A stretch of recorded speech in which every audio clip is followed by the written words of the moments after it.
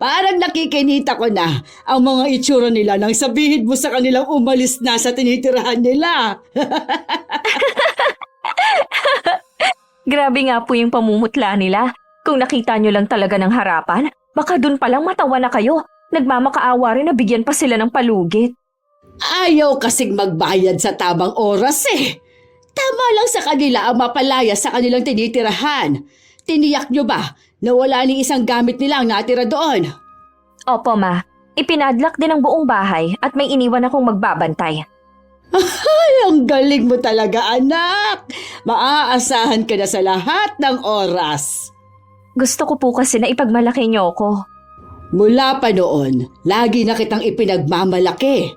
Sabihin mo sa akin kung anong reward ang gusto mong matanggap. Kahit ano po ma, basta galing sa inyo. O sige, ako na lang ang bahalang mag-isip kung ano ang ibibigay ko sa'yo. Ang yumaong asawa ni Soledad ay 20 taon din nagtrabaho sa Qatar noon. Kaya maraming naipundar ng mga ari-arian na naiwan sa asawa. Sa kasamaang palad binawian ng lalaki dahil sa sakit na cancer. May ilang taon na rin ang nakakalipas. May 3 silang anak at si Beverly ang bunso at nagmana ang ugali sa nanay niya. Siya na lang din ang tanging kasama ng ina sa bahay nila. Bev, tumawag na ba ang ate at kuya mo? Hindi pa po ma, nagsabi po ba na tatawag sila ngayon? Ay nako, para silang hindi ka pamilya. Pati pagtawag sa atin kinatatamaran pa nila. Ganun po yata kapag pamilyado na, nag-iiba na ang prioridad sa buhay. Kaya ikaw, kapag nag-asawa ka, dapat dito kayo sa bahay tumira. Huwag ka nang lalayo. Oo naman ma, tsaka nangako kayo na sa akin mapupunta ang bahay na to. Tutuparin ko yung pangako ko. Basta lagi ka lang masunurin sa akin. Emma, ano nga po palang gagawin niyo sa lupa na kinuha niyo sa pamilya ni Namang Igme? Ipagigiba ko ang bahay na yon at saka ko patatayuan ng apartment. Maganda nga pong idea niyo ma. Uso ngayon ang mga paupahan kahit saan. Gayahin mo ko. Laging maganda ang mga plano sa buhay. Ay, siya nga pala. Natawagan mo na ba si Berting? Opo ma, nung isang araw pa, sabi ngayon daw pupunta dito sa atin. Bakit hanggang ngayon wala pa rin? Pambihira ang taong yun, oh. Puro paasa na lang ang ginagawa. Hintayin pa po natin hanggang mamaya. Kapag wala pa rin, tsaka na kayo gumawa ng hakbang. Akala yata niya, porket kamag-anak kami palalampasin ko na ang malaking utang niya sa akin. Ang tagal na po di ba ng utang niya? Matagal na nga. Nauna pang naging kalansay ang katawan ng asawa niya kesa bayaran ng utang niya sa akin. Kapag nakiusap ulit sa inyo, wag niyo nang pagbigyan pa. Kunin niyo na lang kung anong meron siya.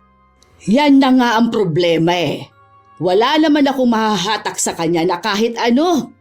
Paano yan? Alangan naman na pabayaan niyo na lang ang utang niya sa inyo. Hindi maaari yon. Mag-iisip na lang ako ng paraan kung paano ko siya masisingil sa utang niya sa akin. Ilang araw nang naghahanap ng pwedeng utangan si Mang Berting para ibayad naman sa utang niya sa pinsang si Soledad. Dumating na lamang ang takdang araw ng kanilang usapan, wala pa rin siyang hawak na pera. Napatingala na lang siya sa kalangitan na para bang dun humuhugot ng solusyon sa kanyang problema. Tay, buti naman po dumating na kayo. Kanina ko pa kayo hinihintay Nag-aalala na nga po ako sa inyo. Malapit na po kasing dumilim. Hindi pa kayo umuwi. Pasensya ka na anak kung pinag-alala kita. Ha? Sinubukan ko kasing lapitan lahat ng mga kakilala ko pero lahat sila kapos din. Lumapit din po ako sa mga kaibigan. Nakalikom po ako ng konting halaga. Baka naman po pwedeng makiusap kay Tia Soledad na hulug-hulugan na lang natin ang utang sa kanya. Pasensya ka na anak kung pati ikaw ay nahihirapan. Hindi niyo po kailangang humingi ng pasensya sa akin. Pareho po nating obligasyon ng pagbabayad ng utang kay Chang. Bukas ng umaga ko na lang papupuntahin si Soledad. Sana bigyan pa niya tayo ng palugit. Huwag po kayong masyadong mag-alala, Tay. May awa ang Diyos. hindi niya tayo pababayaan sa mga suliranin natin. Para ka talagang nanay mong magsalita. Napaka-positibo sa buhay. Hindi ba gano'n naman po dapat? Habang may buhay, laging may pag-asa. Tama ka, anak. Mababayaran din ang utang natin sa tiyahin mo. Alam ko po na gutom na kayo. Nagluto na po ako ng maaga. Halina po kayo sa kusina. Sige, anak. Susunod na ako. Pinagsaluhan ng mag-ama ang payak na hapunan ng gabing yun. Bagamat may lungkot pa rin sa kanila dahil sa pagkawala ng ilaw ng tahanan na sila Gring, patuloy pa rin silang lumalaban sa hamon ng buhay. Umaasa na balang araw masusumpungan din nila ang liwanag. Kinabukasan naman tanging kapilang ang pinanlaman sa sikmura, lumakad na agad si Berting para puntahan ng pinsan. Kahapon pa kasi nito inaasahan ng pagpunta niya. Nagpakita ka na rin sa wakas, Berting. Kahapon pa kita hinihintay. Ay siguro naman, dala mo na ang perang ibabayad mo sa akin. Pasensya ka na, Ate Soledad, kung ngayon lang ako pumunta. Naghagila pa kasi ako ng pera. Ito lang ang dala ko. Hiniram lang yan ng anak ko sa mga kaibigan niya. 3,000? Aba, Berting, nasa mahigit 100 ang utang mo sa akin. Baka nakakalimutan mo. Alam ko naman yun. Kaya lamang wala talaga akong mahiraman. May iba pa rin kasi akong utang na binabayaran. Wala akong pakialam sa iba mong utang. Basta yung utang mo sa akin ang unahin mo. Babayaran ko naman ang utang ko sa iyo. Hindi ko yung tatakbuhan. Makikiusap sana ako kung maaari. Bigyan mo pa ako ng palugit. 1 taon na ang utang mo sa akin, hoy! Buhay pa ang asawa mo, utang na yon. Hindi ka naman kasi dapat mababaon sa utang kung hinayaan mo na lang sana ang asawa mong mamatay. Mahal ko ang asawa ko kaya inilabang ko siya hanggang sa uli. At hindi ko pinagsisisihan ang ginawa ko. Tignan mo naman ang naging resulta. Baon ka ngayon sa utang. Kita mo naman ang asawa ko noon. Maaga nabing natuklasan ang kanser niya, pero namatay pa rin siya. Lalo na sa asawa mo na sa stage 4 na pala ang kanser noon, ipinagamot nyo pa. Kahit sino naman na nasa kalagayan ko, tingin ko ganun din ang gagawin. Nagkataon lang na wala kaming pera para suportahan ang gamutan niya noon. Kahit ano pa ang sabihin mo, baon ka pa rin sa utang. Kung ako sa'yo, gumawa ka ng paraan kung paano mo ako mababayaran. Wala akong pakialam kung ibenta mo man ang kaluluwa mo. Wala ka talagang mapipiga sa akin kahit anong gawin mo. May trabaho naman ako ngayon. Pangako, magbibigay ako kada sahod ko. Talagang inuubos mong pasensya ko, ha? Ipakukulong na lang kita. Maawa ka. May anak ako na umaasa pa sa akin. Babayaran naman kita eh. Wala akong balak na takasan ng hiniram ko sa iyong pera. May palabra de honor ako. Hindi na! Masyado mo naman inaabuso ang pagiging magkamag-anak natin. Mamili ka. Babayaran mo ako o tatawag ako ng pulis. Ate Soledad, wala talaga akong maibabayad sa iyo ngayon. Wala rin akong ari-arian na pwede kong ibigay sa iyo. Tatanggapin ko na lang siguro ang desisyon mo na ipakulong ako. Talaga matigas ka, ha? Yung anak mo bang si Ara nag-aaral pa? Hindi na siya nakapagpatuloy dahil sa kawalan ng pera. Dalhin mo siya dito bukas na bukas din. Ha? Bakit ate? Anong kailangan mo kay Ara? Tamang-tama. Wala akong kasambahay ngayon. Sakto't naghahanap ako. Siya na lang ang magtrabaho para sa akin kapalit ng utang mo. Maawa ka, Ate Soledad. Ako may utang sa'yo. Huwag mo namang idamay ang anak ko. Ang utang ng magulang ay utang na rin ng anak. Kaya may obligasyon din si Ara na magbayad. Ako ang kausap mo. Pabayaan mo na lang si Ara. Mamili ka. Ipakukulong kita. O magtatrabaho si Ara bilang kasambahay ko. Mas maigi pang ipakulong mo na lang ako. Hindi ka na naman nag-iisip, ano? Ayaw mo yata na mabayaran ang utang mo eh. Kilala kita na malupit sa mga nagtatrabaho sa'yo. Hindi ko hahayaan ng kaisa-isa kong anak makaranas ng kaapihan mula sa'yo. Di bali na lang na ako magdusa sa kulungan. Kaya ano pa hinihintay mo? Tumawag ka na ng pulis. Huwag ka nga mayabang! Akala mo yata ay madali ang buhay sa kulungan. Kung tutuusin, ginagawa na kita ng pabor. 1 taon lang naman magtatrabaho ang anak mo sa akin. At pagkatapos nun, bayad ka na. Simple lang ang gusto ko. Sumunod siya agad sa mga inuutos ko. Wala kaming magiging problema. Buo ng desisyon ko. Hindi ako papayag na maging kasambahay ninyo si Ara. Huwag ka munang magmadali sa pagdedesisyon. Bibigyan kita hanggang sa linggo.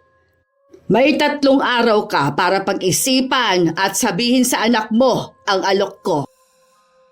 Laylay ang balikat na umuwi ng bahay si Berting. Hindi naman niya nadatnan ng anak sa kanila. Marahil ume-extra na naman bilang tindera sa palengke. Pagdating ng dalaga, agad siyang inusisa nito sa naging pag-uusap nila ng tiyahin. Tinanggap po ba ni Tia Soledad ang pera? Oo, kaya lang galit na galit siya. Gusto niya akong ipakulong kung hindi ko siya mababayaran. Hindi kasi siya pumayag na hulugan ko ang utang kada sahod ko. Ayoko po kayong makulong, Tay. Hanggang sa linggo, maghahanap ako ng pambayad sa kanya. Kung wala akong mahanap, tatanggapin ko na lang ang kapalaran ko. Maghahanap din po ako ng mahihiraman. Pasensya ka na, anak. Kung pati ikaw nadadamay sa problema ko. Wala pong ibang magtutulungan kundi tayo. Susubukan ko pong manghiram sa amo ko bukas. Maghahanap din po ako ng trabaho na may malaking sahod. Kahit pagsamasamahin pa natin ang malilikom nating pera, hindi pa rin sasapat. Wala na po bang paraan, Tay? Ayoko pong maiwang mag-isa. Wala na nga ang inay. Pati ba kayo makukulong pa? Kung sakaling makulong man ako, hindi ko yung pagsisisihan dahil nakulong ako sa pagkabaon sa utang para lang maipagamot ang inay mo. Tay, mag-iisip po ako ng paraan. Merong sinabi ang Tia Soledad mo, pero hindi ko hahayaan na pati ikaw madamay. Sabihin niyo po, Tay, kung anong sinabi niya. Ara, anak, gusto ng tiyahin mo na pumasok ka na kasambahay sa kanila kapalit ng utang natin. Ano? Gusto niya na maging kasambahay nila ako? Oo, pero hindi ako pumayag. Mas gugustuhin ko pang makulong na lang. Tay, payag po ako. Kung yun lang ang paraan para makabayad tayo.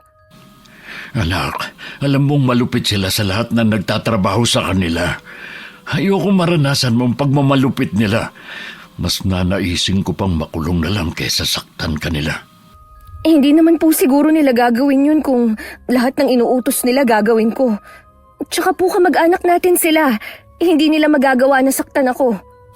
Hindi mo sila kilala, anak.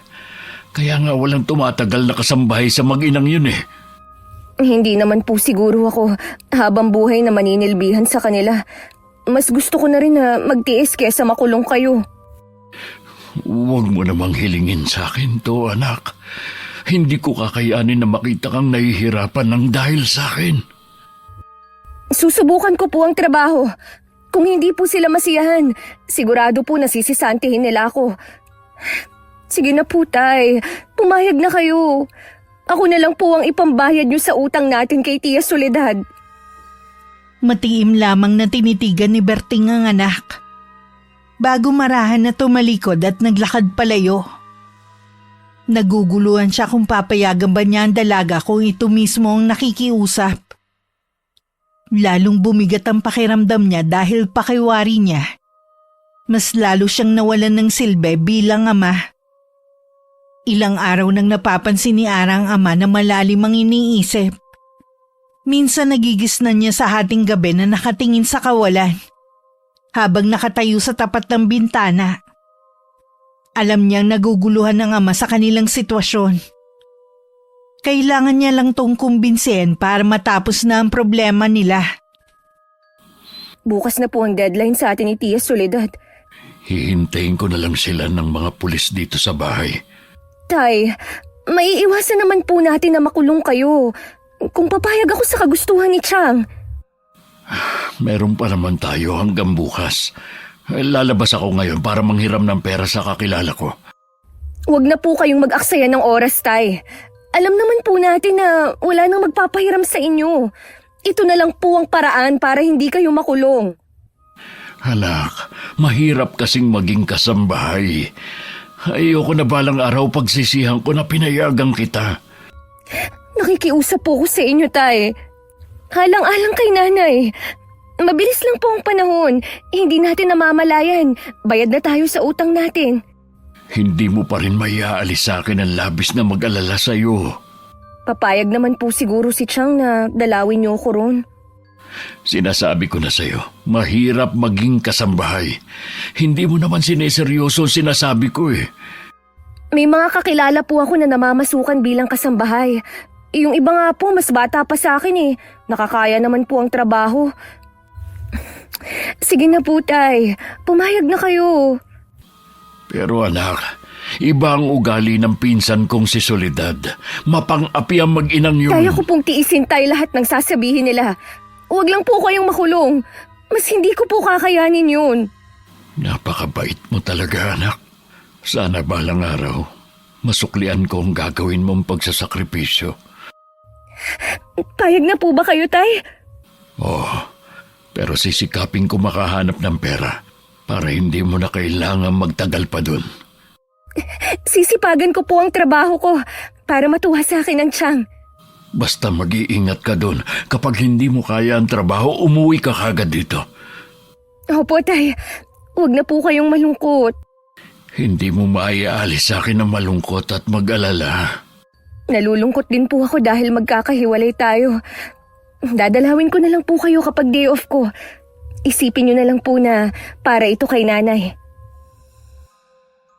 Mahigpit pang niyakap ni Ara ang ama na hindi na napigilan ng mapaluha. Siya man ay hindi na rin napigilan ng mapaiyak. Kinabukasan maaga siyang inatid ng ama sa bahay ng tiyahin. Si Beverly ang nagpapasok sa kanila sa loob. Sandaling nag-uusap muna sina Soledad at Berting bago pinauwi ang huli. Kabado namang naiwan si Ara. Nananatiling nakatayo habang nakaupo ang mag-ina. Siguro naman, alam mo na ang dahilan kung bakit ka nandito. Opo, Tia Soledad. Para po magbayad ng utang namin sa inyo. Mabuti naman malinaw sa'yo kung ano ang gagawin mo dito sa bahay. Pagbubutihan ko po ang pagtatrabaho ko sa inyo. Dapat lang, no? Aba sa laki ng utang nyo sa amin. Duda ako kung mababayaran nyo pa kami. Pasalamat na lang kayong mag-ama may konsiderasyon ng mama sa inyo. Sa lahat ng ayoko, yung mabagal kumilos at walang kusa. Huwag mo nang hintayin na utusan pa kita. Gusto ko madaling araw pa lang, gising ka na. Naiintindihan mo ba, Ara? Opo, Chang. Idadagdag ko na rin. Ayaw namin ng malikot ang kamay at nakikialam na lang basta. Hintayin mong bigyan ka namin ng pagkain, hindi yung basta ka na lang kukuha ng walang paalam. Baka mauna ka pang makulong kesa sa tatay mo. Hindi naman po malikot ang kamay ko. Hindi po ako pinalaki ng mga magulang ko na pag-iinteresa ng hindi sa akin. Malalaman natin sa mga susunod na araw kung nagsasabi ka ng totoo. Samahan mo na si Ara sa magiging kwarto niya sa likod. Ituro mo na rin sa kanya ang gagawin niya ngayon at ang pagkakasunod-sunod na gawain niya. Ano pang itinatayo-tayo mo dyan? Sumunod ka sa akin, bilisan mo! Oo, te. Mabilis nang sumunod ang dalaga kay Beverly. Dinala si Ara ng pinsan sa isang maliit na kwarto na walang bintana. Inilapag lang niya ang bag at saka na siya nag-umpisa sa kanyang gawain. Una muna niyang nilinis ang labas ng bahay. Sunod ang sala at kusina. Kumakalam na ang kanyang sikmura pero hindi pa rin siya tinatawag para kumain. Pasado 2:00 na nang pakainin siya. Bakit wala kang ganang kumain? Hindi mo ba gusto yung pagkain mo? Hindi naman, te. Medyo napapagod lang po ako. Bawal dito ang babagal-bagal. Pagkatapos mong kumain, linisin mo yung mga kwarto sa taas.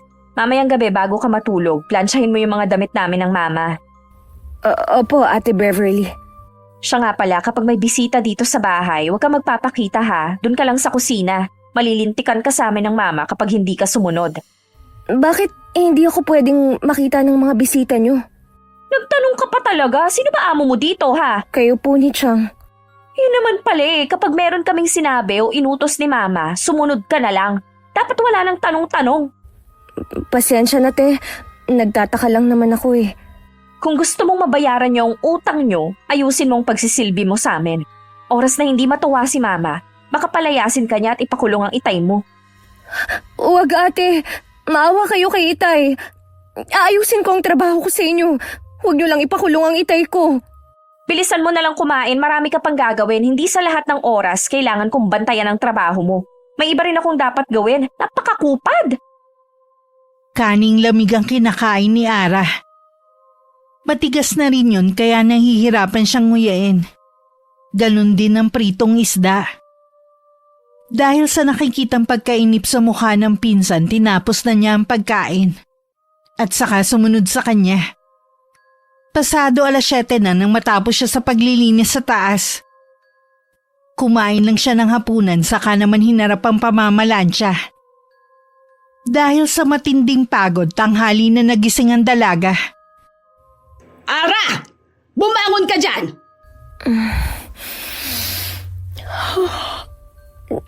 Chang? Ay, maliwanag na pala! Kanina pa maliwanag! Kung hindi pa ako gumising, hanggang ngayon natutulog ka pa rin. Hindi kita tinanggap dito para matulog lang. Pasensya na po, Chang. Hindi ko po namalaya na umaga na pala. Napagod po kasi ako kahapon sa trabaho eh. Natural lang na magtrabaho ka. Kaya wag mong idahilan na napagod ka kahapon. Sa halip na marami ka na sanang nagawa rito sa bahay, ang sarap pa ng tulog mo. Hindi na po mauulit, Chang. Hindi na ito talaga mauulit. Dahil ngayon pa lang, tuturuan na kita ng leksyon. Halika! Chang! Chang, saan niyo po ako dadalhin? Ha? Tingnan ko lang sa gagawin ko sa'yo kung hindi ka magtanda. Sa lahat ng ayoko, ha? Yung ganyang pag-uugali.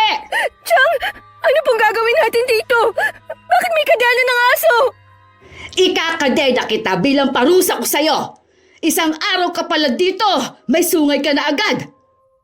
Huwag po, Chang! Chang, maawa na po kayo!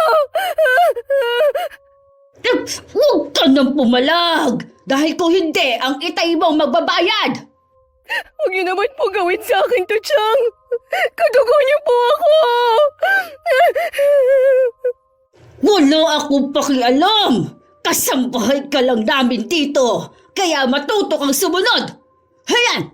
Diyan ka! Huwag niyo po akong iwan dito! Maawa na po kayo! Chang! Chang! Hanggang mamaya ka dyan para magtanda ka. Chang!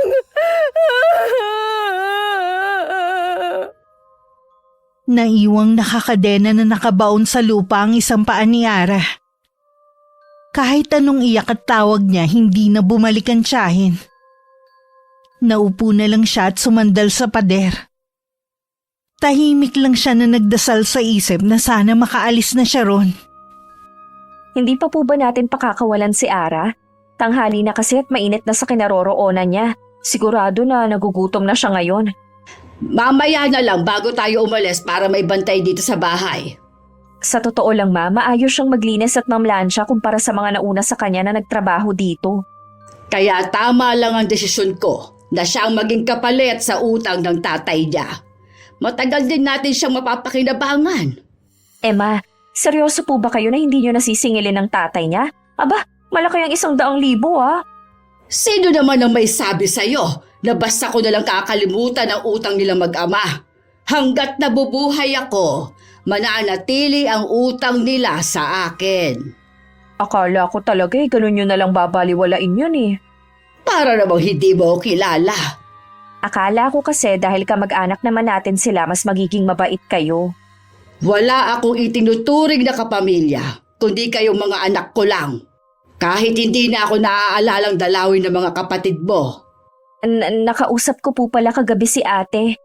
Hindi ko po alam kung paano to sasabihin sa inyo eh. Talaga? Ay, anong sabi ng ate mo? Bakit hindi daw sila dumadalaw dito? Ma, pinapasabi po niya nakalimutan na lang daw natin sila ni kuya. Hindi na daw sila babalik dito. Maliban na lang sa burol nyo. Ha? Sinabi ba talaga yan ng kapatid mo? Opo ma, kahit nga po ako nagulat eh. Nang tanungin ko siya dahil daw po hindi na nila matiis ang ugali nyo. Nakakarating daw sa kanila ang ginagawa nyo sa mga tao. Sino naman kaya ang nagsusumbong sa kanila? Naalala niyo po yung pamilya na pinaalis natin sa tinitirhan nila? Isa po sa kanila kaibigan ni ate. Tingin ko po siya yung nagsumbong. Bakit ba hindi maintindihan ng mga kapatid mo na ang mga ginagawa ko ay para din sa inyong tatlo? Kapag namatay naman ako, lahat ng ito ay mapupunta sa inyo. Yun nga po yung sabi ko sa kanya pero hindi na daw nila masikmura ni kuya ang ginagawa natin. Maana talaga ang kapatid mo sa ama ninyo. Masyadong malambot ang mga puso. Ano pong gagawin natin ma? Mula ngayon, hindi ko na sila mga anak. Kapag nakausap mo ulit ang isa sa kanila, sabihin mo na rin na huwag na rin silang pupunta sa burol ko. At baka hindi lang ako matahimik. Baka po malinawan rin sila sa mga susunod na araw. Malabo na yung sinasabi mo. Ang mahalaga sa akin ay lagi kang nariyan. Sa iyo ko na lang ipamamana ang lahat ng ito. Talaga po ma? Sa akin niyo iiwan ang lahat ng pag-aari niyo ng papa? Oo, iha. Kaya huwag mong gagayahin ang mga kapatid mo kung ayaw mong mawalan. Opo ma, lagi lang din akong nasa tabi niyo. Ang mabuti pa, pakawalan mo na si Ara. Utusan mo kung ano ang mga gagawin ngayong araw. Gagayak na muna ako. Sumunod naman agad si Beverly sa kanyang ina. May nakaguhit pang ngiti sa kanyang labi nang puntahan si Ara. Lalo pang lumawak ang pagkakangiti niya nang makitang hindi malaman kung papaling ang dalaga dahil sa matinding init. Siguro naman magtatanda ka na. Baka mas grabe pa ang gawin sa'yo ng mama oras na matanghali ka na naman ng gising. Pangako ate, hindi na mauulit. Dapat lang. Siya nga pala, sabi ni mama, imap mo ulit ang sahig sa sala. Kailangan makintab yun pagbalik namin. Ate, pwede bang kumain muna ako? Kanina pa kasi ako nagugutom eh. O sige na, kumain ka na nga muna. Hayan ang pagkain sa mesa. Huwag mo nga palang tangkain na kumuha sa ref dahil kung hindi, sa akin ka naman malilintikan. Opo ate, hindi po ako makikialam. Sapat na po ang kanin at ulam para may lakas akong magtrabaho. Mabuti naman kung ganon.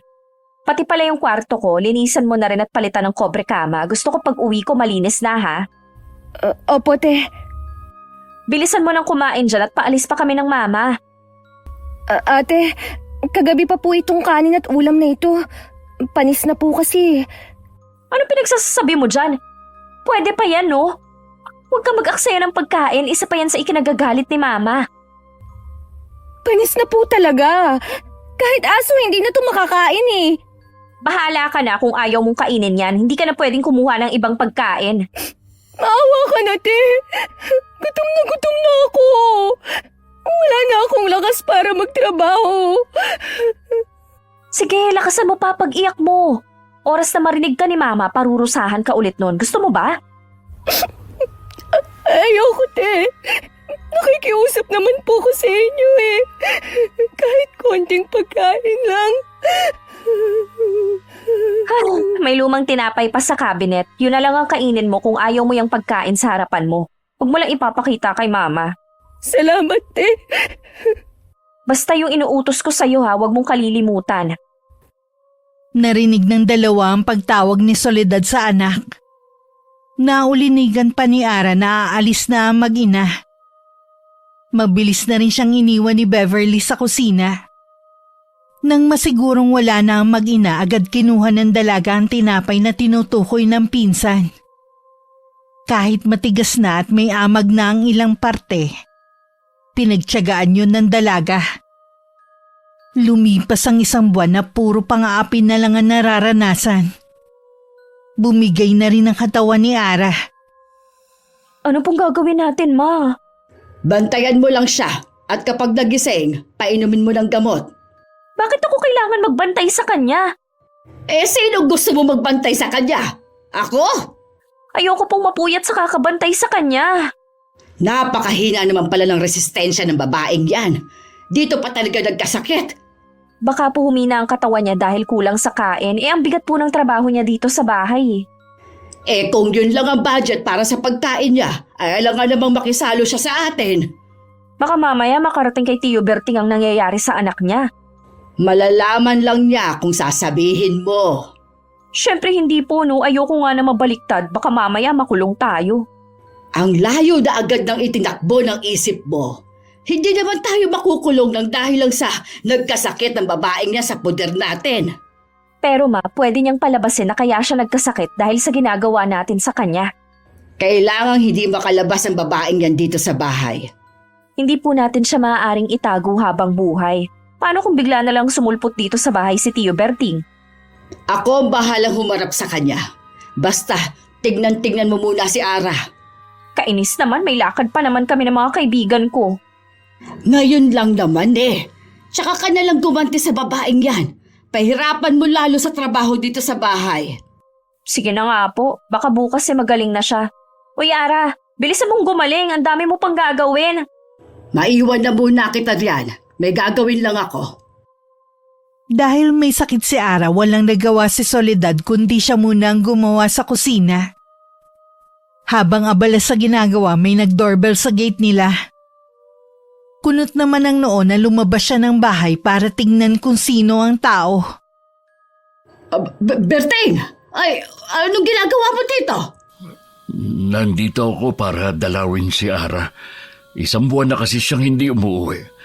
Sabi mo kasi nung hinatid ko siya rito, papayagan mo siya mag-day off. Lagi kasi siyang kasama ni Beverly sa labas Di parang nakapag-day off na rin siya. Kaya naman hindi ko na siya pinauwi pa sa inyo. Sa susunod na lang siguro.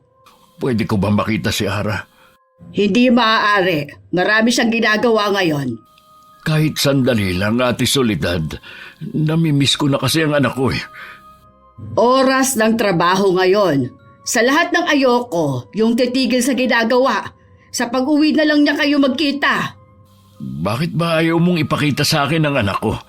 Meron ka bang tinatago sa akin? Ano naman ang itatago ko sa'yo? Oras nga ng trabaho ngayon. Kung meron kang dalang pera, maisasama mo na ang anak mo. Oh, meron ka na bang pambayad, ha? Wala pa. Wala pa pala Umalis ka na! Hintayin mo na lang na umuwi ang anak mo sa inyo!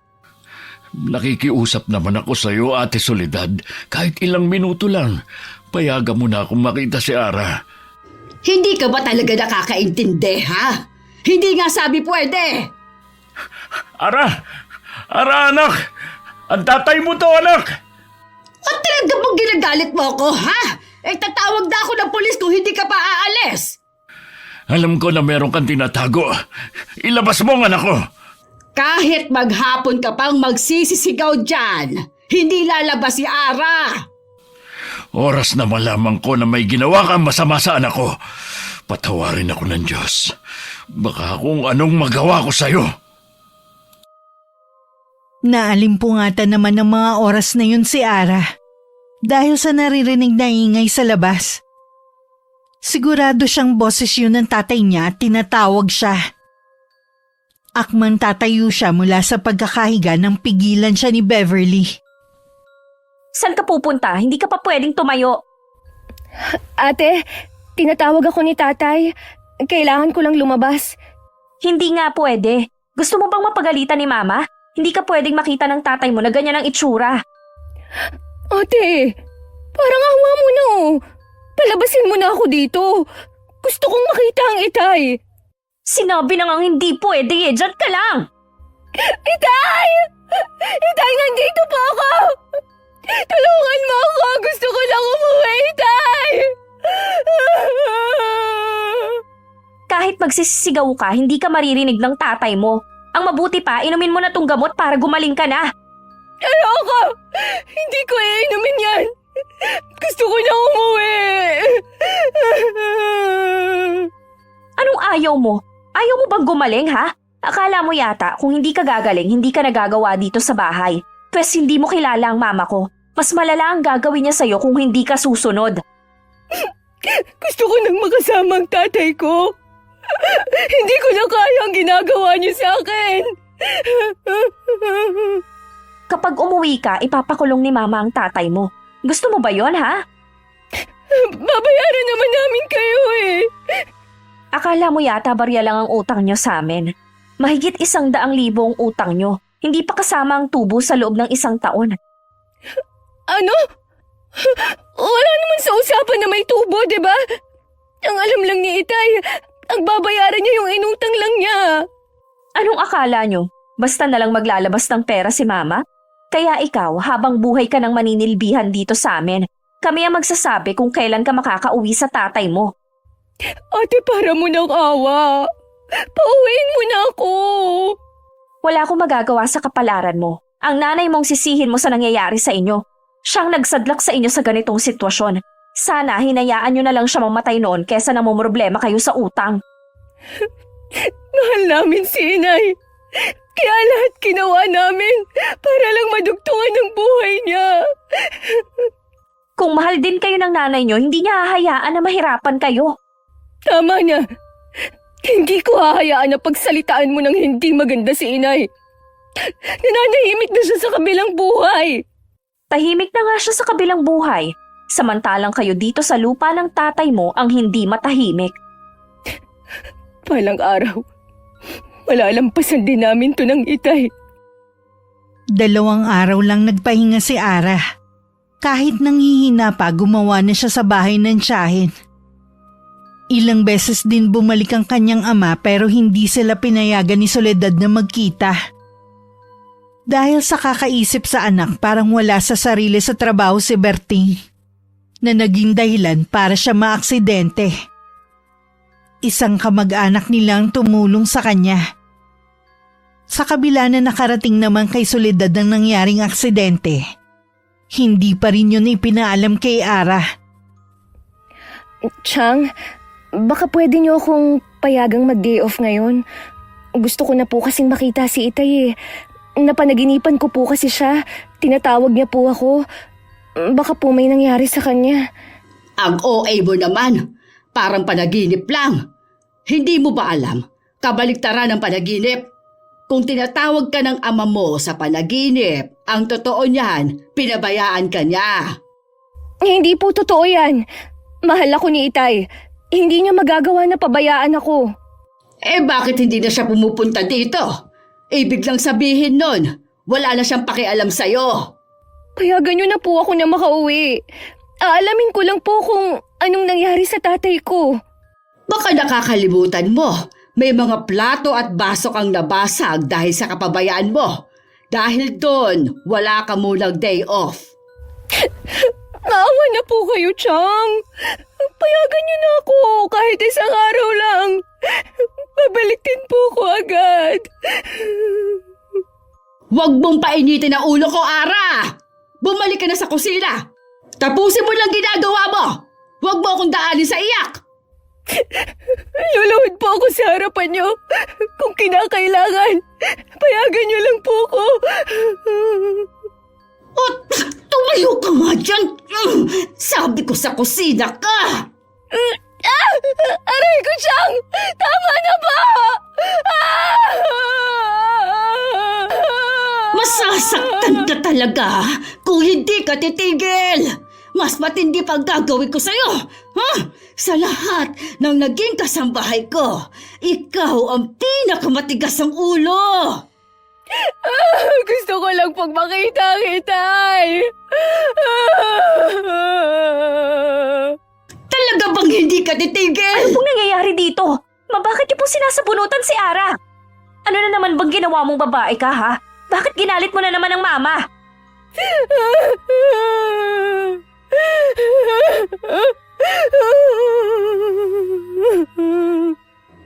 Gusto daw niyang mag-day off dahil pupuntahan ng ama. Bakit pa ang tigas ng ulo mo, ha? Bakit hindi ka maghintay kung kailan ka payagan na lumabas? Gusto ko lang naman malaman ng kalagayan ng Itay eh.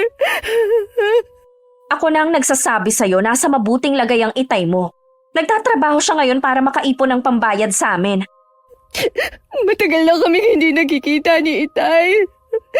Gusto ko na po siyang makasama kahit sandali lang. Kung hindi ka ba naman tanga, sana iningatan mo ang plato at baso sa paghuhugas mo. Sana matagal ka ng pinayagan ni Mama na makalabas. Malinaw naman sa'yo na yun ang parusa sa'yo, di ba? Mabuti pa! Pumunta ka na sa kusina bago ulit magdilim ang paningin ko sa'yo. Ano pang tinutunga-tunga nga mo dyan? Hindi mo ba narinig ang sinabi ni Mama? Doon ka na sa kusina! Bilisan mong ginagawa mo doon at mamamalansya ka pa. Opo. Ayos lang po ba kayo, Ma? Namumula kasi mukha niyo eh. Pinainit talaga ng babaeng yun ang ulo ko. Ay, ayos lang naman ako. Ma, kailan niyo ba papayagan si Ara na mag-day off? Hindi ko na siya palalabasin ng bahay hanggat hindi nakakabayad ang tatay niya sa akin. Ha? Bakit naman po? Nagtanong ka pa talaga? Paano kung hindi na siya bubalik dahil sa ginagawa natin? Paano kung makita ni Berting ang mga pasa niya, ha? Sigurado na magsusumbong niya sa tatay niya.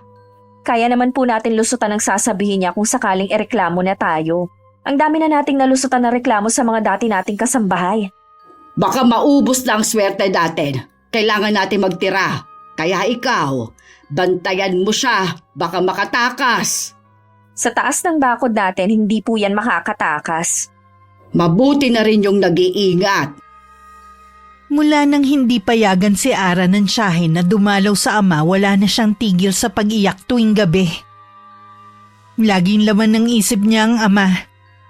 Laman niya kasi na kailangan siya nito. Ganon din si Bertie. Kaya kahit hirap sa paglalakad, sinubukan pa rin niyang puntahan ng bahay ng mag-ina. Nabuhayan naman siya ng pag-asa na makita ang anak na nagwawali sa labas ng bakuran. Lumapit siya sa may gate at saka tinawag ang dalaga. Ara, anak, Tay! Tay! Mabuti naman po dumalaw kayo. Lagi ko po kayong naiisip. Ano pong nangyari sa braso at binti niyo? Bakit nakabenda? naaksidente ako sa trabaho pero ayos na ako ngayon. Hindi naman ako pinababayaan ng iba nating mga kamag-anak. Sabi ko na nga ba, alam ko na may masamang nangyari sa inyo kaya hindi kayo pumupunta rito. Kapag dumadalaw po kayo sa akin, naririnig ko kayo. Ayaw lang po akong palabasin ni Tia Soledad. Yun din ang hinala ko noon pa. Kumusta ka naman dito? Bakit parang nangangayayat ka? Gusto ko nang umuwi, Tay. Gusto ko na kayong makasama. Minamaltrato ka ba nila rito? Namimiss ko na po kasi kayo kaya gusto ko nang umuwi sa atin. Kaya lang po, inaalala ko ang utang natin. Ara, sino yung Chong? Anong ginagawa niyo dito? Ate, nakikiusap ako sa'yo. Hayaan mo na kaming mag-usap ni Itay. Aray, sige, bilisan niyo na lang ang mag-usap. Baka mamaya dumating na si Mama. Huwag kang tatakas ha, nakatingin ako sa'yo. Salamat, ate. Buti pumayag si Beverly. Sana hindi ka niya isumbong.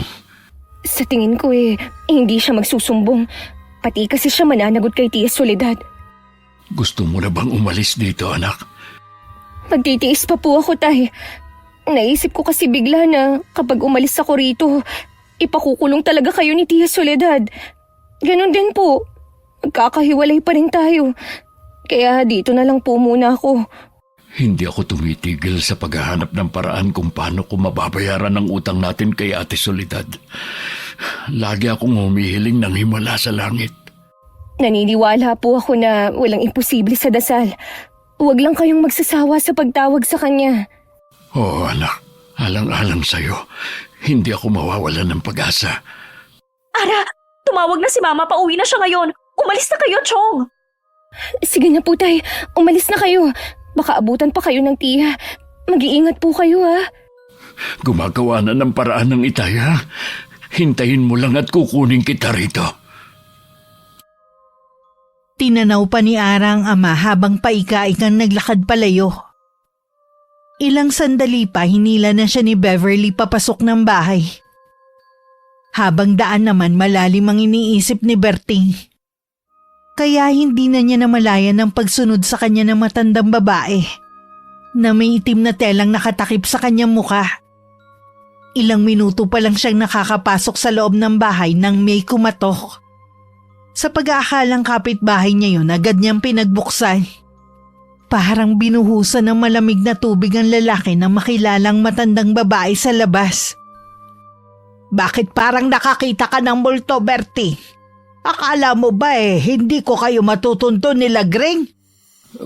Hindi ko lang po inaasahan na magkikita pa po tayo. Nasaan ang anak ko? Tumuloy po muna kayo. Medyo mahaba po ang pag-uusapan natin. Naaksidente ka ba? Opo, sa trabaho ko, may 2 linggo na nakakalipas. Nasaan sila, Gring? Tawagin mo siya. Gusto ko rin siyang makaharap. Sila Gring po may 1 taon lang pumanaw dahil sa sakit. Anong sinabi mo? Patay na ang anak ko? Opo, hanggang sa huling sandali ng buhay niya, wala siyang hiniling kundi ang kapatawaran ninyo. Matagal ko nang hinihintay na umuwi siya sa akin. Umaasa akong personal siyang hihingi ng kapatawaran. Binalak na po namin noon na makipagkita sa inyo, kaya lang po, ginupo na siya ng sakit niya. 3 taon din po siyang nakipaglaban sa sakit niyang kanser. Kung hindi sana ako nakipagmatigasan noon sana hindi siya lumayo sa akin. Patawarin niyo po kami kung pinili namin magpakalayo-layo. Natakot kami na gumawa kayo ng paraan para paglayuin kami. Kung hindi kayo lumayo noon, malamang na makagawa nga ako ng dahas ng mga panahon na yon. Kumusta sila, Gring, sa piling mo? Walang araw at sandali po na hindi siya naging masaya sa piling ko kahit simple lang ang pamumuhay namin. Naniniwala ko naging masaya siya. Dahil kung hindi, bumalik na sana siya sa akin noon. May naging anak ba kayo nila, Gring? Biniyayaan po kami ng anak na babae, si Ara. Nasaan ang apo ko? Gusto ko siya makita.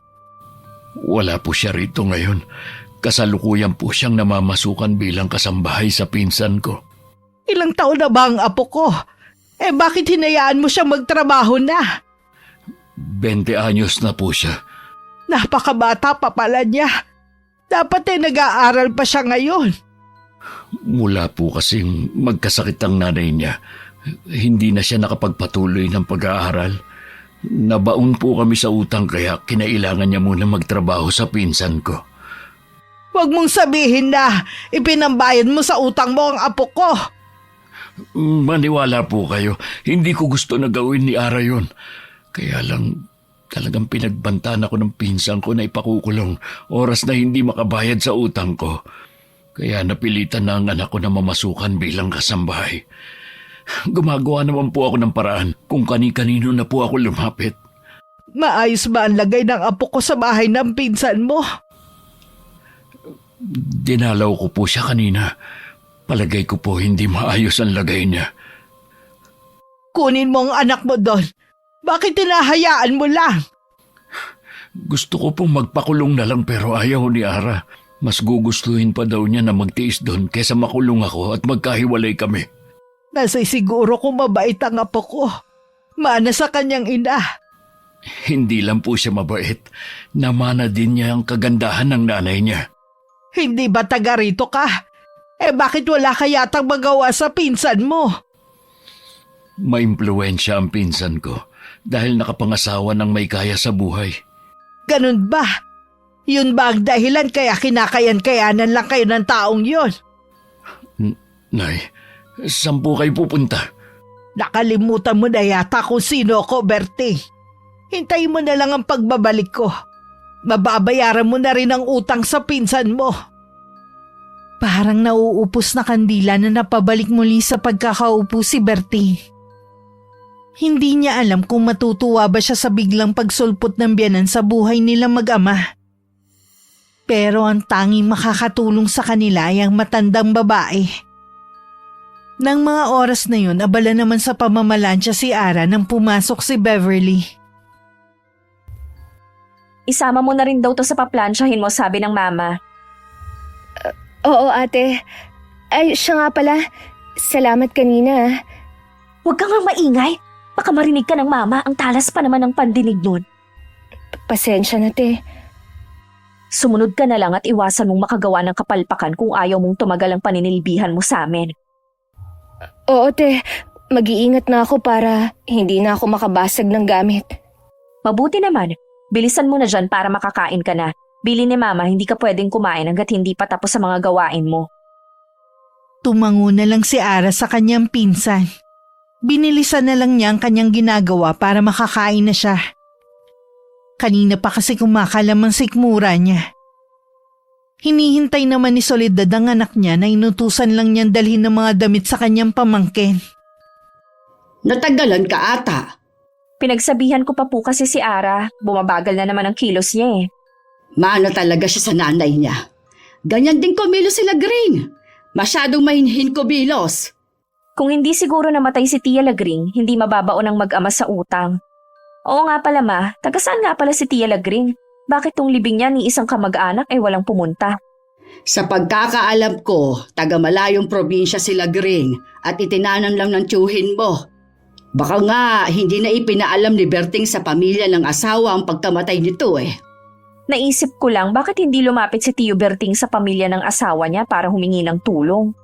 Hindi ko masasagot yan dahil hindi naman kami malapit sa isa't isa ng babaeng yon. At wala nga akong alam tungkol sa kanya. Huwag na nga natin yung pag-usapan pa. Uutusan nga pala kita bukas. Ano pong ipapagawa niyo sa akin? Puntahan mo yung paupahan natin sa kabilang barangay. 1 linggo na kasing late sa pagbabayad ng upang pamilyang nakatire. Kung hindi pa ka mo magbabayad, umalis na sila. Sige po ma, ako nang bahala. Kinabukasan si Soledad at Ara lang ang naiwan sa bahay. Dahil sa dami ng ginagawa at sabay-sabay pa, nakalimutan ng dalaga na meron nga pala siyang sinalang. Naiga ang tubig ng pinapakuluan niyang buto-buto. Uminit naman ang ulo ng tiyahin nang makita yon. Gusto mo bang sunugin ang bahay ko, ha? Pasensya na po, Chang. Hindi ko po sinasadya. May ginawa lang po ako sa likod bahay. Alam mong may sinalang ka, hindi mo tinitignan. Kahit kailan talaga tanga ka.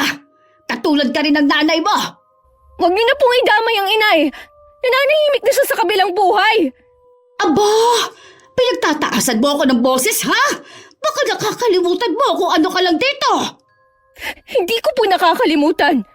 Pero sana naman po, irespeto niyo ang inay. Bakit ko irerespeto ang inay mo, ha? Kasalanan nga niya kung bakit miserable ang buhay ninyo mag-ame. Kaya wag mo na siyang ipagtanggol. Wala pong kasalanan ng inay ko. Nakikiusap ako.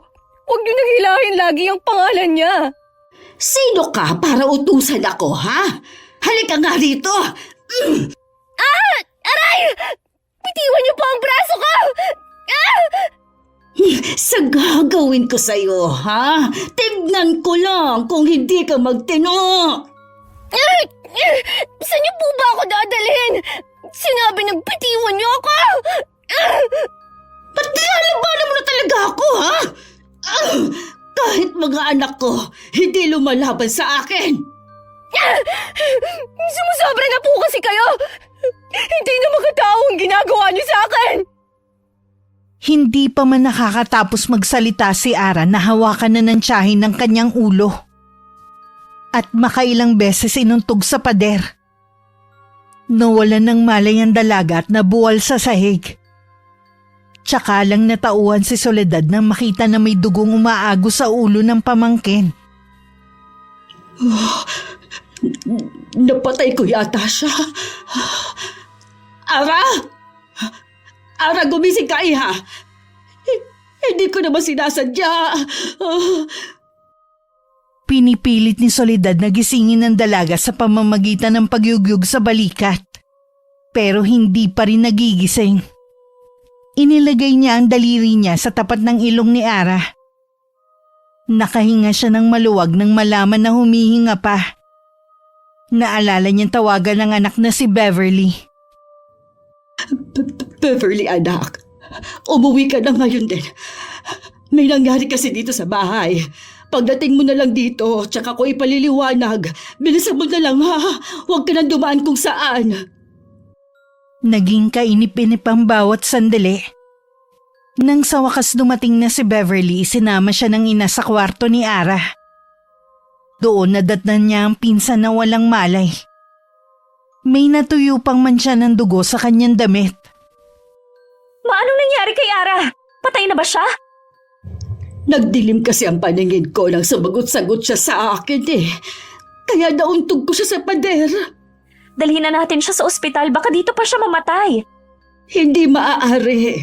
Baka magsumbong siya sa pulis. Mas malilintikan tayo kung may masamang mangyari sa kanya. Buhay pa naman siya eh. Gamutin mo na lang siya. Hindi naman ako doktor eh. Obserbahan muna natin siya hanggang bukas. Tapos, saka tayo magdesisyon kung dadalhin ba natin siya sa ospital. Bakit kasi kailangang umabot sa ganito? Sa mga dati nating kasambahay, nasasaktan niyo sila pero hindi ganito katindi. Parang gusto niyo nang patayin si Are. Alam mo kasi, kapag tumatanda na, madali nang mairita at lagi ding mainit ang ulo. Ito naman kasing si Ara, lagi na lang nakakagawa ng kapalpakan. Pero sana hindi niyo na lang inuntog ang ulo, alam niyong pwede siyang mamatay. Tignan mo na lang siya at bantayan na rin. Iiwan na muna kita. Lagi na lang ako eh. Eh sino pa bang gagawa niyan? Tayo lang naman dalawa dito. Sige po, ako nang bahala sa kanya. Ipagdadasal ko na sana magkamalay na siya. Pinunasan na lang ni Beverly ang mukha ng dalaga at pinalitan din niya ng damit.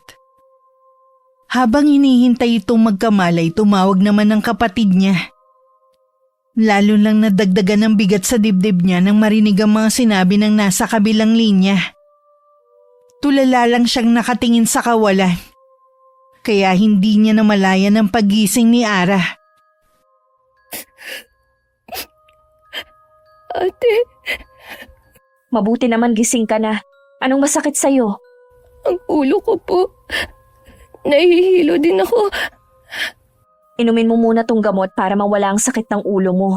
Pinalitan na rin pala kita ng damit. Gusto mo bang kumain? Hindi ate. Gusto kong matulog. Huwag ka munang matulog, kagigising mo lang eh. Tsaka sabihin mo sa akin kung may iba kang nararamdaman ha? Umiiyak ka ba? Parang gusto kong maiyak sa inis kanina eh. Tumawag kasi sa akin ang kapatid ko kung ano-ano na naman ang mga sinabi. Pakiramdam ko, sama-sama ako sa paningin nila. Ilang beses ko lang nakaharap ang mga kapatid mo. Masasabi ko na mababait sila. Oo, marami nga nagsasabi na nagmana sila sa papa namin na mabait na tao. Ako naman ang nagmana kay mama. Dati, sobrang salbahay ang tingin ko sa'yo. Pero nung hinayaan mo kaming mag-usap ni Itay, dun ko napatunayan na mabait ka naman pala. Siguro nga, may konting bait din akong namana sa papa namin. Ate, baka pwedeng tulungan mo akong makauwi na sa amin o... Gusto ko nang makasamang Itay eh. Alam mo na wala akong magagawa, malaki pa ang utang niyo kay mama. Ipagdasal mo na lang na makagawa ng paraan ng Itay mo. Lagi naman akong nagdadasal. Kaya lang, naiinip na ako. Huwag kang mainip. Sandali lang ha, ikukuha kita ng pagkain. Kahit siguro noodles muna at tinapay. Salamat ate. Huwag kang matutulog ha, hintayin mo ko. Tumangulang si Ara. Nang makaalis ang pinsan, taimtim siyang nagdasal. Sa kusina, nagluto ng noodles si Beverly. Pumasok naman ang kanyang ina at nagtanong sa kalagayan ni Ara. Para kanino yan? Kay Ara po. Kung ganon, gising na siya. Opo, sabi ko nga wag matutulog. Kagigising lang kasi gusto na naman matulog. Hindi po kasi maganda yung tulog ng tulog sa nabagok ang ulo. Mabuti naman maayos ng lagay niya. Kailangan pa rin po natin siyang dalhin sa ospital para matignan ng doktor. Eh di ba nga may malay na? Bakit kailangan pa natin siyang dalhin sa ospital? Gastos lang yon. Ulo po ang nadali kay Ara, delikado po yun. Obserbahan mo nga muna. Di ba yun ang sabi ko? Sige po, kayo ang bahala. Dadalhin ko na po muna to kay Ara. Dala ang mangkok ng noodles at tinapay, pumasok si Beverly sa kwarto ng pinsan. Naabutan niya ang dalaga na nakapikit kaya mabilis niyang ginising. Inilapag naman niya ang dala sa lamesita na malapit sa higaan. Di ba sabi ko huwag kang matutulog? Bakit nakapikit ka? Pasensya ka na, Tia. Nahihilo kasi ako eh. Baka nagugutom ka na nga. Mabuti pa kumain ka na muna. Kaya mo bang maupong mag-isa? Oo, Te. Kaya ko naman. Salamat sa pagkain. Sige na, kumain ka na. Damihan mo ang kain mo para manumbalik ang lakas mo. Ang mama mo, Nandyan lang siya. Siya nga pala, sana wag mo na lang ipaalam kahit kaninong ginawa niya sa'yo ha. Hindi naman niya sinasadya eh.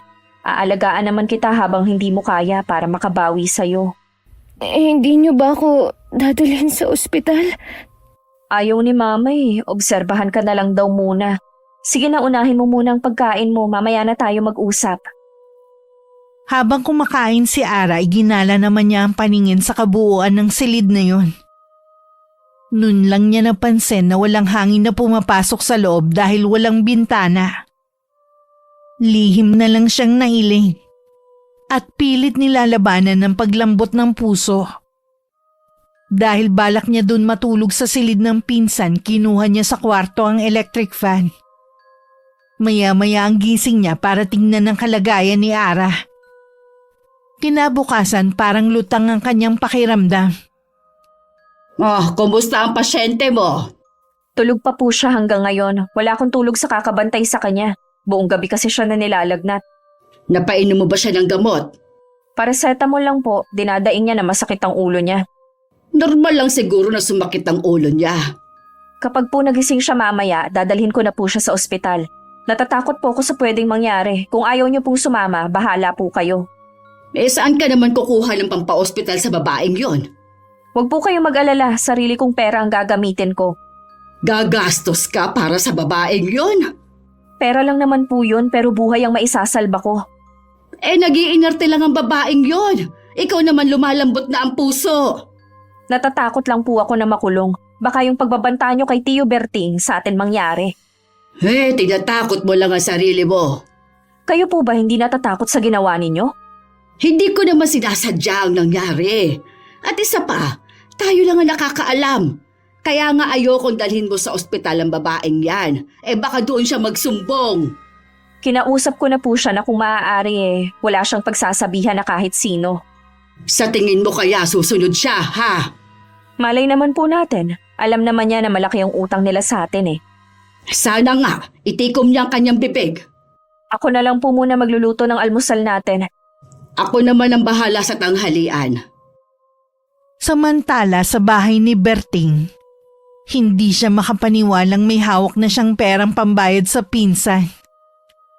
Mangiyak-ngiyak na nagpasalamat siya sa kanyang biyanan. Kung noon pa sana siya lumapit dito, hindi na sana umabot ng kailangan pang mamasukan ng anak bilang kasambahay. Puntahan mo na ang pinsan mo at bayaran ang utang sa kanya. Siguradong may tubo na yon. Bayaran mo na rin para wala na siyang dahilan na hindi ibigay sa iyo si Ara. Sabik na akong makita ang apo ko eh. Maraming salamat po, Inay. Sana noon pa ako lumapit sa inyo. Dapat nga ganun ang ginawa mo. Natakot kasi ako na baka meron kayong gawin sa akin. Matagal na rin na panahon nang itigil ko na ang gawain na yun. Ganun siguro kapag alam mo nang malapit ka nang mamatay. Tsaka lang naiisip na magbago. May itatanong po sana ako sa inyo, Nay. Ano yun? Balak niyo po bang ipamana kay Ara ang kaalaman ninyo sa barang? Alam mo na wala akong ibang tagapagbana kundi sila Gray. Pero inilayo mo naman siya sa akin. Ngayong wala na siya, ang apo ko na lang ang pwede. Pero hindi ko siya pipilitin. Asahan niyo po na hindi ako hahadlang kung sakali man nagustuhin rin ni Ara na maging katulad ninyo. Natutuwa ako na marinig yan sa'yo. Palagay ko po, makakatulong ang kaalamang yan sa anak ko kapag nawala na ako. Sa pamamagitan ng barang, maaari siyang protektahan ito. Oo naman.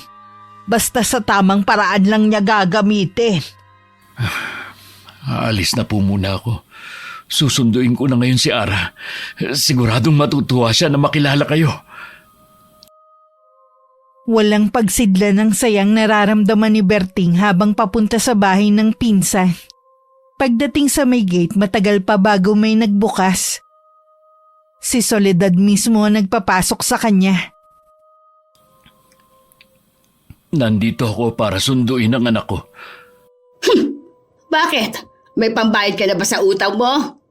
Ito ang pera. Bilangin mo para makasiguro ka. Saan ka kumuha ng ganitong malaking halaga? Hindi na importante kung saan ko kinuha. Ang mahalaga lang naman sa'yo ay pera, di ba? Ngayon, ilabas mo na si Ara. Wala siya dito ngayon. Niloloko mo ba ako? Nasaan ang anak ko? Maniwala ka sa akin. Kahit halugugin mo pa ang buong bahay, hindi mo makikita ang anak mo dito. Kung wala siya rito, nasaan ang anak ko? Kasama siya ni Beverly. Ilang araw din silang mawawala. Nagpasama kasi ang anak ko sa kanya. Tumayag naman siya. Kapag dumating si Ara, pauuwiin ko na siya sa inyo. Nagsasabi ka ba ng totoo? Oo naman! Akala mo yata hindi ko alam ang kaapihan na ginagawa ninyo sa anak ko. Oras na makita ko na hindi maayos ang lagay niya, pagsisisihan ninyo ang bawat kaapihan na ginawa ninyo sa anak ko. Huwag mo nga akong tinatakot sa sarili kong bahay, ha? Hindi lang yan simpleng pananakot. Ang mabuti pa, umalis ka na. Huwag ka na rin babalik kahit kailan dito. Sa inyo mo na lang hintayin ang anak mo. Iginala pa ni Berting ang kanyang paningin sa bahay bago humakbang paalis. Nang makauwi, sinabi niya sa biyanan ang sinabi ng pinsan. Hindi naman nagustuhan ng matandang babae na hindi pa niya kasama ang anak na umuwi. Iba ang kutob ko, Berting. Ano po ang ibig ninyong sabihin? Nararamdaman ko na hindi nagsasabi ng totoo ang pinsan mo. Nag-aalala nga rin ako. Pero palagay ko po, wala doon si Ara. Maghintay na lang po tayo rito. Kung wala pa rin siya bukas, pupunta uli ako sa bahay ng pinsan ko. Kung nasan man si Ara ngayon, naway nasa maayos siyang kalagayan. Alam kong ligtas ang anak ko. Ayoko mag-isip ng hindi maganda. Sa wakas, makakasama na rin natin siya. Berting, kung sakali bang hilingin ko na sumama kayo sa akin sa probinsya, sasama ba kayo? Po? Sa totoo lang hindi ako sigurado. Nandito kasi ang puntod ng asawa ko. Gusto ko sanang iuwi ang kanyang labi sa amin . Gusto kong magkatabi kami ng anak ko sa himlayan. Gusto ko rin kasing doon kayo magbagong buhay na mag-ama. Wala rin akong mapag-iiwanan ng ari-arian ko kundi si Ara . Hayaan niyo po. Pag-uusapan namin ang anak ko kapag nakauwi na siya. Umaasa ako na mapagbibigyan mo ko. Nang mga oras na yun, nagkamalay na ulit si Ara sa ospital. Naisipan na siyang dalhin ng pinsan dahil wala siyang tigil sa pagsusuka. Kaya kahit tutol si Soledad, ang pinsan pa rin ang nasunod. Labis ang pagpapasalamat ng dalaga rito. Salamat naman at tagising ka na. Nasaan ako? Nandito ka sa ospital ngayon. Dinala na kita dahil napasukan kita na puno ng suka at walang malay sa kwarto mo. Salamat, ate. Hindi mo natiis na dalhin na ako rito. Sabi ko naman sa iyo kapag hindi bumuti ang lagay mo, dadalhin na kita dito sa ospital. Siya nga pala, ayos naman ang resulta ng laboratory mo. Pinasitiskan na rin kita para malaman kung may pinsala ang bungo mo. Ano ang resulta, te? Wala namang pinsala. Ay, salamat sa Diyos. Kapag pinalabas ka na ng doktor, dumiretso ka na ng uwi sa inyo. Magpakalayo-layo na kayo mag-ama. Doon kayo sa lugar na hindi kayo maaabot ng galit ni Mama. Paano ang utang namin? Hayaan mo na yun. Hindi lang naman kayo ang unang gagawa na takasan ng utang eh. Gusto ko nang umuwi sa amin. Kaya lang, inaalala kita. Baka ikaw naman ang balingan ng galit ng mama mo. Huwag mo na akong intindihin, kaya kong sarili ko. Habang buhay kong hindi makakalimutan ang ginawa mong ito, ate. Magpahinga ka na muna, sasagutin ko lang ang tawag ng mama. Kinabukasan hindi pa man pinalalabas si Ara sa ospital, minadali na siya ng pinsan na umalis. Parating na raw ang mama nito. Baka daw may mga kasama para bantayan siya.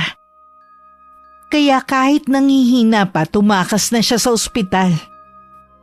Pagdating sa bahay, saktong paalis na rin sana ang ama para pumunta sa tiyahin. Dahil nakatuon lang sa ama ang paningin, hindi niya napansin na matandang babae na naroon din. Ara, umuwi ka na rin sa wakas. Opo, tay. Ano nangyari sa'yo? Bakit ganyan ang ayos mo? Galing po ako sa ospital. Tumakas lang po ako. Sabi ko na nga ba't minamaltrato ka nila eh. Ang sasama nila. Hayaan na lang po natin sila. Ang mahalaga, wala na ako sa puder nila.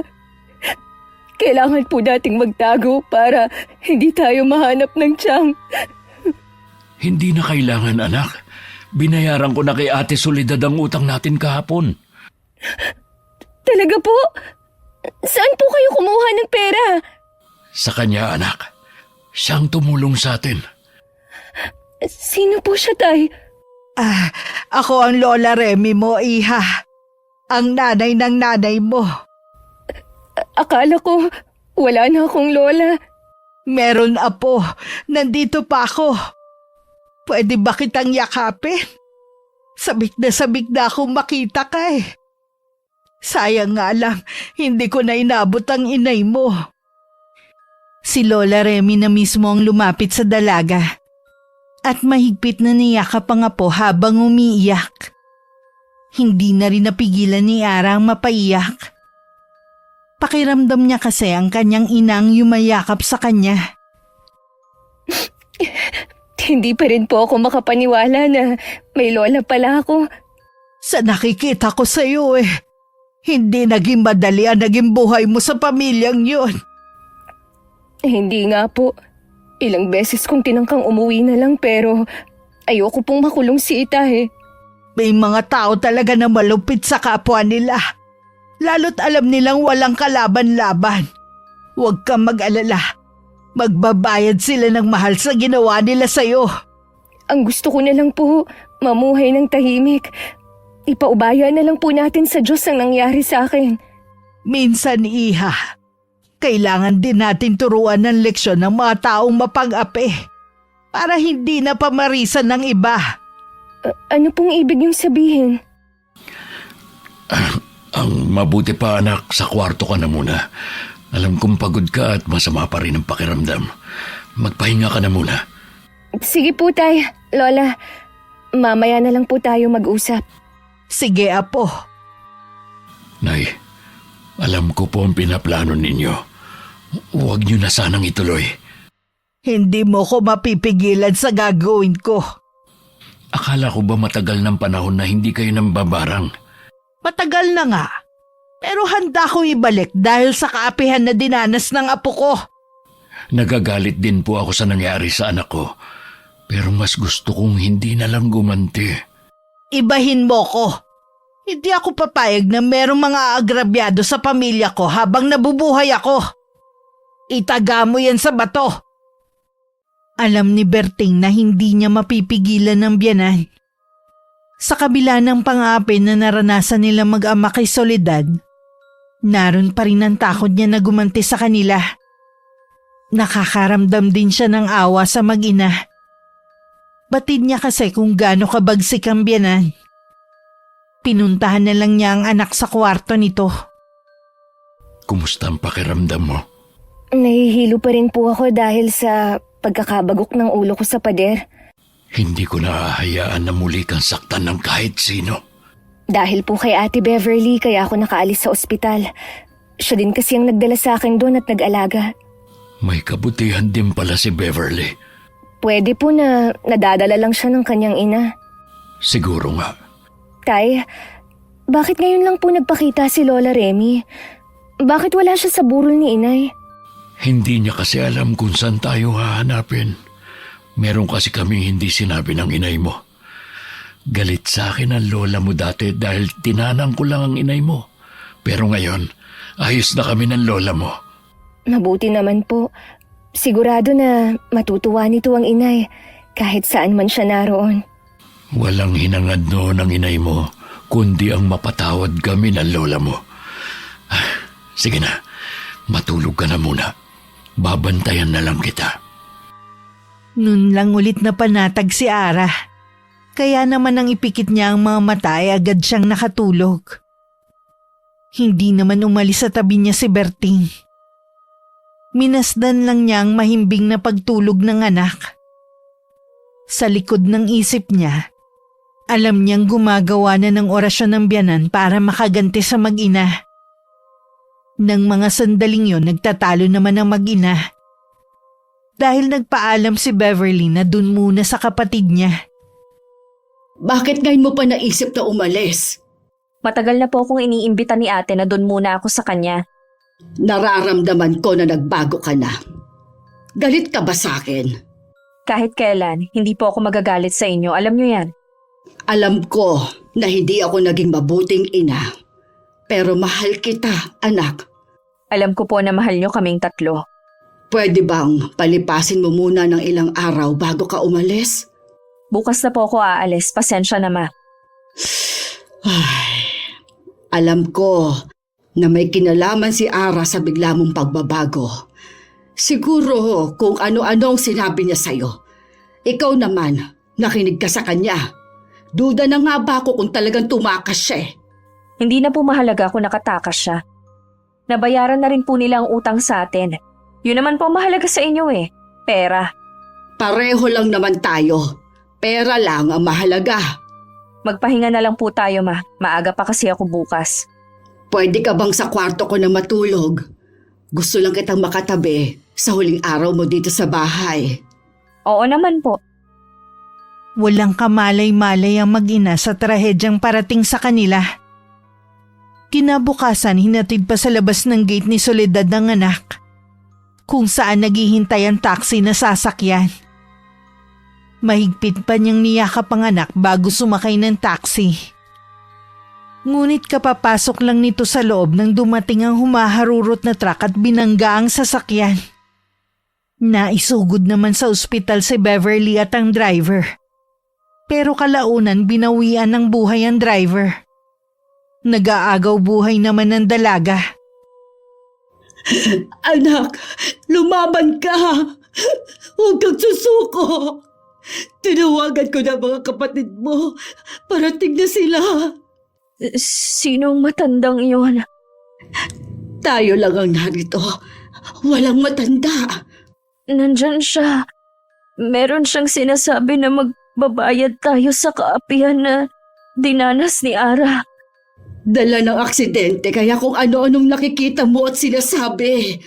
Sabi nung matanda, kayo na ang susunod. Sino bang matanda ang tinutukoy mo? Nandyan siya sa likod niyo. Kulubot na ang balat, mahaba ang puti niyang buhok. Nalilisik ang mata niya sa pagkakatingin sa atin. Sabihin mo sa kanya, hindi ako natatakot sa kanya. Lola siya ni Ara. Ano ka mo? Lola ni Ara? Anak, nakikiusap ako sa'yo, tama na. Tatawagin ko ang doktor mo. Ayoko, ma. Wala na rin silang magagawa pa. Malapit na rin akong mamaalam. Anak, huwag mong sabihin yan. Hindi ko kayang mawala ka. Ma, gusto ko nang matulog. Anak! Beverly! Wag! Nang araw na yun, binawian ng buhay si Beverly.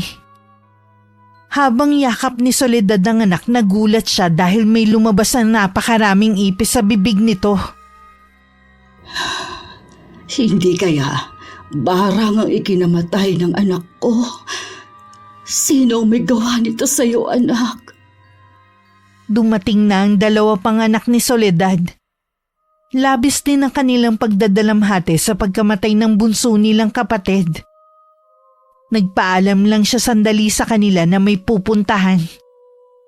Nagtungo siya sa bahay ng pinsang si Bertie. Meron lang siyang gustong malaman. Anong ginagawa mo rito? Wala na si Beverly. Naaksidente siya kanina umaga. Si Ate Beverly, wala na!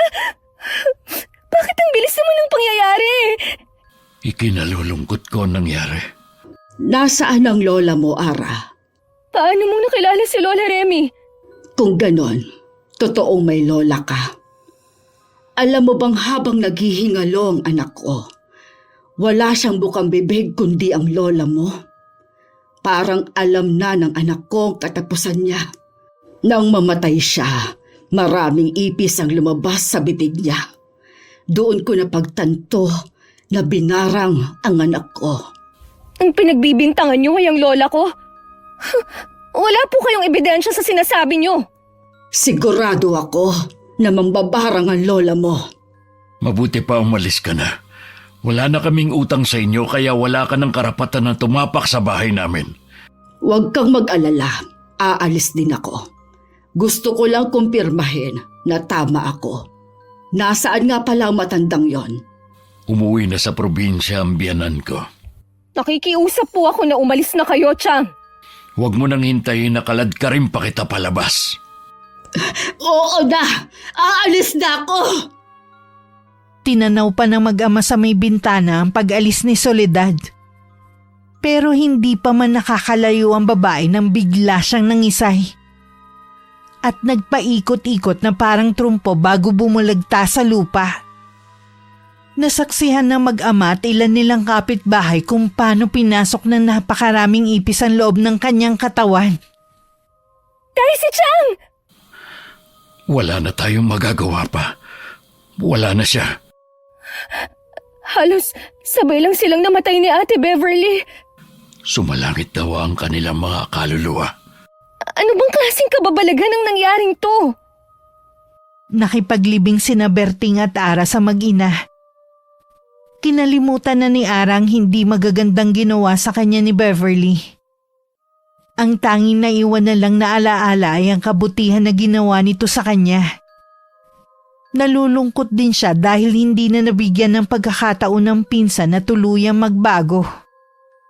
Nang mga sandaling yun nagbubunyi naman si Lola Remy. Dahil sa wakas na ipaghiganti na rin niya ang apo sa kaapihan ng mag-ina. Habang nandito ako, poprotektahan ko ang apo ko.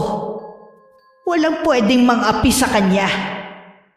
Ang mananakit sa kanya, sinadya man o hindi, makakatikim ng hagupit ng aking galit. Makalipas ang 1 linggo, kinausap ni Berting ang anak. Tungkol sa alok ng kanyang biyanan na sa probinsya na lang sila manirahan. Hanggang ng mga sandaling yun, hindi pa rin alam ni Ara na isang mababarang ang kanyang Lola Remy. Na totoo ang sinasabi ni Soledad. Gusto ko na rin pong lumayo sa lugar na ito, Tay.